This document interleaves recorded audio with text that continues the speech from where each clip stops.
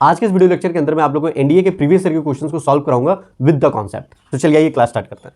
देखिए क्वेश्चन में क्या गिवन दे रखा है, दिस आर इन एपी और आपको value of x find out करना है। तो आप लोगों को मैंने एक कॉन्सेप्ट बताया था, when 3 numbers are in AP, तो फिर उस समय क्या लिखते थे हम लोग, कोई भी 3 नंबर अगर एपी में है तो एक रिलेशन आप लोग को याद करो, 2b equals to a plus c हो जाता था। मतलब first term and last term का सम और जो मिडिल टर्म होता था वो उसका ट्वाइस होता था। तो एक रिलेशन पता है हमको, ठीक है। ये रिलेशन को यहाँ पे अप्लाई कर देंगे, ये a है, ये b है और ये c है, ठीक है।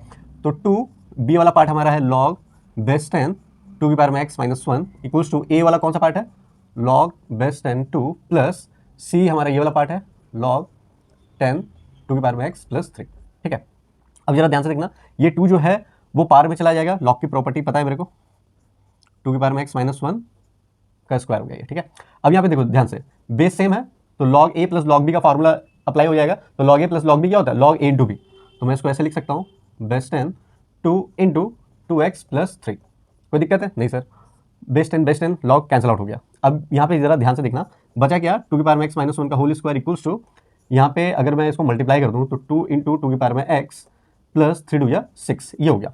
अब जरा ध्यान से देखना, ये जो 2 की पावर में x है ना, मेरे को बहुत ज़्यादा प्रॉब्लम क्रिएट कर रहा है। तो लेट कर लेता हूँ मैं 2 की पावर में x को k लेट कर लो, ठीक है। तो फिर क्या हो गया, ये k माइनस 1 का होल स्क्वायर इक्वल्स टू, तो ये कितना बन गया 2k प्लस में 6।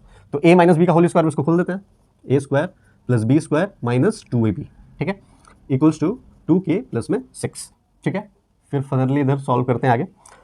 तो सबको एक तरफ ले आता हूँ मैं, k स्क्वायर, ये 2 के इधर आकर के माइनस हो जाएगा तो minus minus plus minus 4k, ठीक है।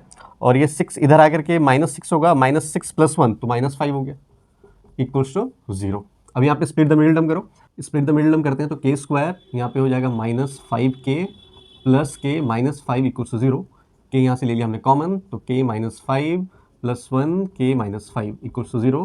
तो मेरे पास k प्लस 1 और एक k माइनस 5 रिजल्ट आ गया, ठीक है। तो k की दो वैल्यू आ गई, एक माइनस 1 और एक 5। देखो माइनस 1 को हम नेग्लेक्ट कर देंगे, क्योंकि अगर तुम k का वैल्यू यहाँ पे माइनस डालते हो तो फिर एक्सपोनेंशियल नेगेटिव पे आ जाता है, और हमको पता है कि एक्सपोनेंशियल नंबर कभी भी नेगेटिव नहीं होता है। तो k का वैल्यू 5 आ गया, तो हमने लेट क्या कर रखा था, 2 की पावर में x equals to k let कर रखा था। तो 2 की पावर में x इक्वल्स हो गया 5।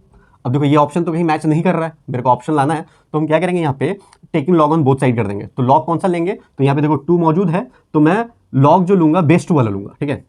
तो लॉग बेस 2 2 की पावर में x इक्वल्स टू लॉग 2 5।